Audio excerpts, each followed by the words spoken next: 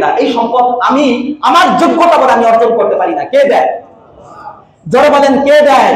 কাজী যাকাত দিবেন তো ইনশাআল্লাহ বলেন।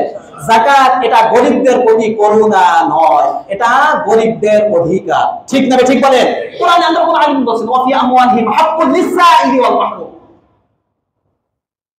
যে তোমাদের ধনীদের সম্পদে গরিবদের একটা হক আছে, নিশ্চয় তাদের কি আছে? হক।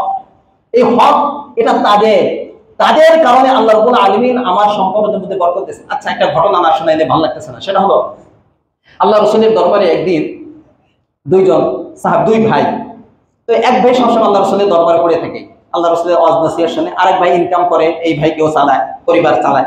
তো একদিন সে খুব আফসোস নিয়ে আল্লাহ রাসূলের দরবারে আসলো, ইয়া রাসূলুল্লাহ, আমার ভাই সবসময় আপনার দরবারে পড়ে থাকে, আমার ইনকাম করতে খুব কষ্ট হয়, আমার ভাই যদি আমার সাথে একটু সহযোগিতা করে তাহলে পরিবারকে চালানো একটু কি হয়?